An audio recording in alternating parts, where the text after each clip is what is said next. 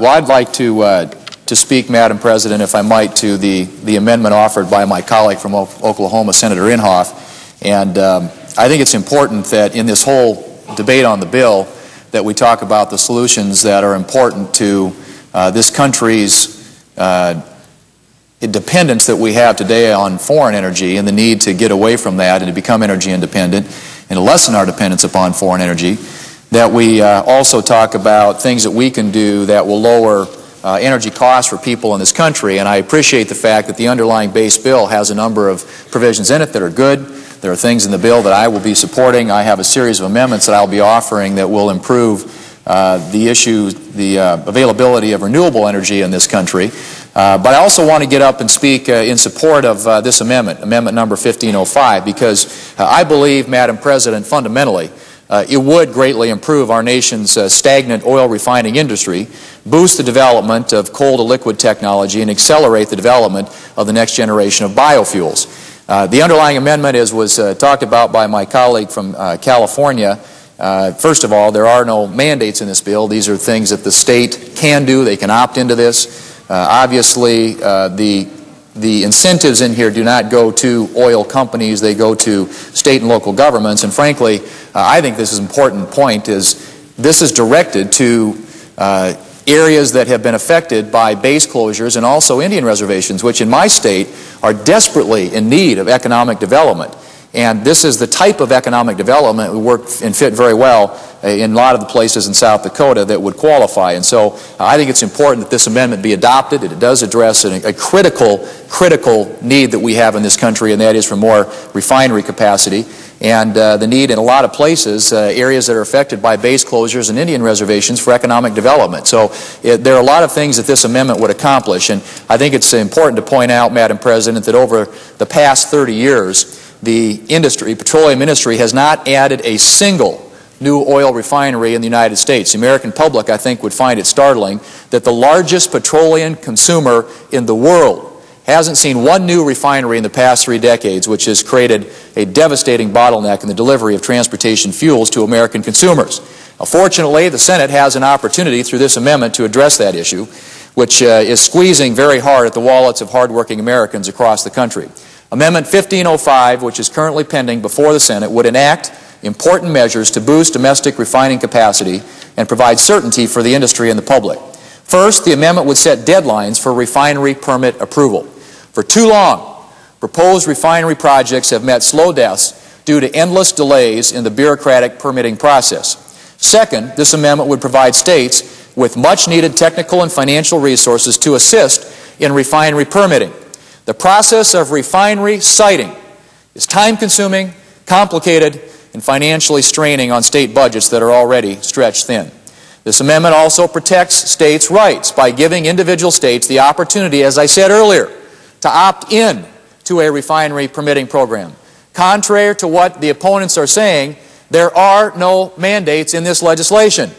Participating states can voluntarily request the Environmental Protection Agency to coordinate all permits for construction or expansion of a refinery. The importance of expanding refinery capacity to provide affordable and reliable supplies of transportation fuel cannot be overstated. I want to show you a chart of something that was printed in Business Week on May 3rd of 2007. And this is what they said. Because of high costs and a lack of public support, refineries haven't built an entirely new plant since 1976. While they have been expanding existing plants, the industry isn't keeping pace with growing demand.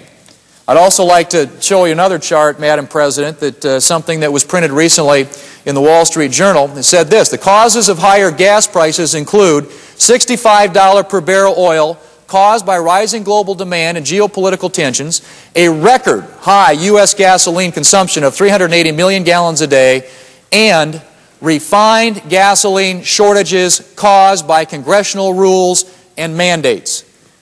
Now, my constituents know this problem firsthand, Madam President. Inadequate refining capacity has a real impact at the local level. And I'll give you just a little anecdotal evidence here from South Dakota. Over the past month and a half, several key gasoline terminals in my home state of South Dakota were literally out of gasoline for multiple days at a time. Widespread outages were reportedly caused by limited supplies due to refinery shutdowns and routine repairs in other parts of the country. The ripple effect of this gasoline supply disruption, they were felt throughout the entire eastern part of my state. As the pipes ran dry and terminals empty, gasoline wholesalers were forced to travel great distances and manage logistical bottlenecks at the few pipeline terminals with available refined product. In the meantime, gasoline prices soared at the retail level across South Dakota, and consumers in my state were forced to pay more at the pump. The recent events in South Dakota are a prime example of the need to increase refining capacity in the United States. These events also underscore the need to move beyond petroleum for our transportation fuel needs.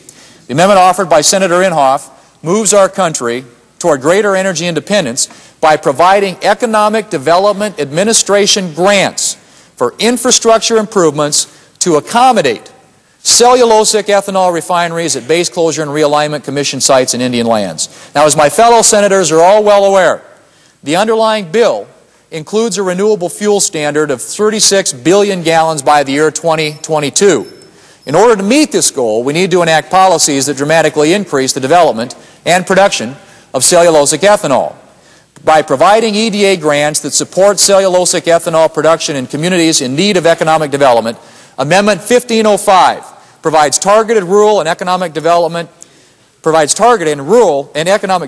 in places our biofuels industry on course to reach the strengthened renewable fuel standard. In addition to EDA grants for cellulosic ethanol refinery development, this amendment includes a first-of-its-kind provision that may greatly enhance private sector investment in renewable fuels. This amendment would begin to assess our nation's renewable reserves of biomass cellulosic ethanol feedstocks so that the public and energy companies have a realistic understanding of total U.S. renewable reserves. Energy companies' stock prices rise and fall depending on their declared proven reserves. This process, which has been in place since 1978, provides tremendous incentives for exploration, investment, and development of new sources of traditional hydrocarbons.